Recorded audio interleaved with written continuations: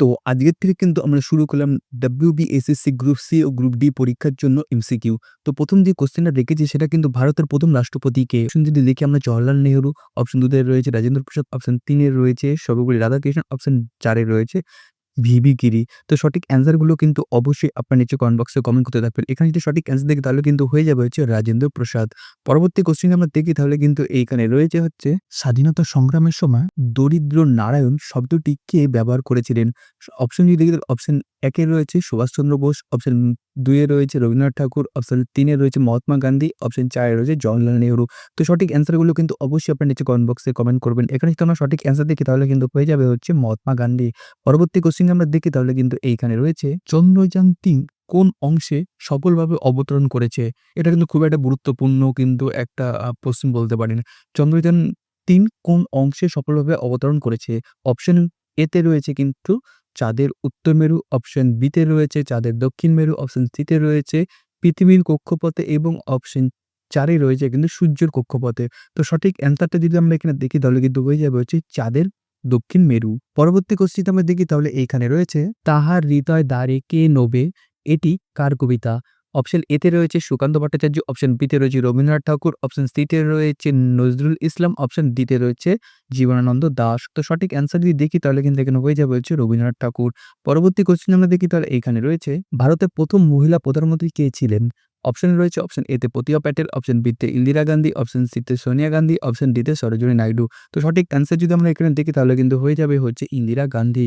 পরবর্তী কোশ্চেন আমরা দেখি তাহলে এইখানে রয়েছে ভারতের জাতীয় পতাকায় কয়টি রং আছে? অপশন এ তে রয়েছে ২ টি, অপশন বি তে রয়েছে ৩ টি, অপশন সি তে রয়েছে ৪ টি, অপশন ডি তে রয়েছে ৬ টি। তো সঠিক অ্যান্সার যদি দেখি তাহলে কিন্তু এখানে হয়ে যাবে হচ্ছে ৩ টি। পরবর্তী কোশ্চেন যদি আমরা দেখি তাহলে কিন্তু এইখানে রয়েছে বিশ্ব হেরিটেজের সাইট সুন্দরবন কোথায় অবস্থিত? অপশন এ তে রয়েছে অসম, অপশন বি তে রয়েছে পশ্চিমবঙ্গ, অপশন সি তে রয়েছে বিহার, অপশন ডি তে রয়েছে উড়িষ্যা। তো সঠিক অ্যান্সার যদি দেখি তাহলে কিন্তু হয়ে যাবে হচ্ছে পশ্চিমবঙ্গ। পরবর্তী কোশ্চেন আমরা দেখি তাহলে এইখানে রয়েছে ভারতের সংবিধান কবে কার্যকরী হয়? অপশন এ তে রয়েছে ১৫ই আগস্ট ১৯৪৭, অপশন বি তে রয়েছে ২৬শে নভেম্বর ১৯৪৯, অপশন সি তে রয়েছে ২৬শে জানুয়ারি ১৯৫০ এবং অপশন ডি তে রয়েছে ২রা অক্টোবর ১৯৫২।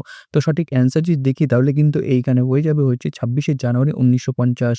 পরবর্তী কোশ্চেন আমরা দেখি তাহলে কিন্তু এইখানে রয়েছে ব্রহ্মপুত্র নদী ভারতের কোন রাজ্যে প্রবেশ করে? অপশন এ তে রয়েছে অসম, অপশন বি তে রয়েছে মেঘালয়, অপশন সি তে রয়েছে বিহার, অপশন ডি তে রয়েছে সিকিম।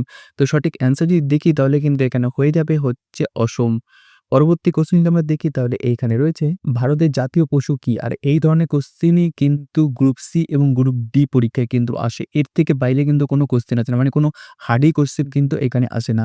অপশন এ তে রয়েছে সিংহ, অপশন বি তে রয়েছে royal Bengal tiger, option C তে রয়েছে হাতি, অপশন ডি তে রয়েছে চিতা। তো সঠিক অ্যান্সার গুলো অবশ্যই আপনারা জানেন এগুলা। তো সঠিক অ্যান্সার হবে রয়্যাল বেঙ্গল টাইগার। পরবর্তী কোশ্চেন আমরা দেখি তাহলে এখানে রয়েছে জাতীয় সঙ্গীত জনগণ মন কে রচনা করেন?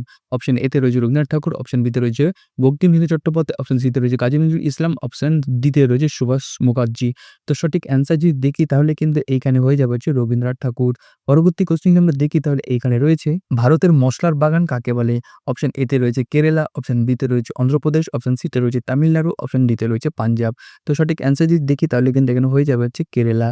পরবর্তী কোশ্চেন আমরা দেখি তাহলে কিন্তু এইখানে রয়েছে ভারতের প্রথম স্বাধীনতা যুদ্ধ কোন সালে হয়? অপশন এ তে রয়েছে ১৮৫৭, অপশন বি তে রয়েছে ১৯৪২, অপশন সি তে রয়েছে ১৯৪৭, অপশন ডি তে রয়েছে ১৮৩৫। তো সঠিক অ্যান্সার যদি দেখি তাহলে কিন্তু এখানে হয়ে যাবে হচ্ছে ১৮৫৭। পরবর্তী কোশ্চেন আমরা দেখি তাহলে এইখানে রয়েছে মাউন্ট এভারেস্ট কোন পর্বতশ্রেণীর অন্তর্গত? অপশন এ তে রয়েছে কারাকোরাম, অপশন বি তে রয়েছে হিমালয়, অপশন সি তে রয়েছে বিন্ধ্যা, অপশন ডি তে রয়েছে সাতপুরা। তো সঠিক অ্যান্সার যদি দেখি তাহলে কিন্তু এখানে হয়ে যাবে হচ্ছে হিমালয়। পরবর্তী কোশ্চেন আমরা দেখি তাহলে এইখানে রয়েছে লোকসভা সদস্যের মেয়াদ কত বছর? অপশন দেখি তাহলে অপশন এ তে রয়েছে ৪ বছর, অপশন বি তে রয়েছে ৫ বছর, অপশন সি তে রয়েছে ৬ বছর, অপশন ডি তে রয়েছে ৮ বছর। তো সঠিক অ্যান্সার যদি দেখি তাহলে কিন্তু এখানে হয়ে যাবে হচ্ছে ৫ বছর।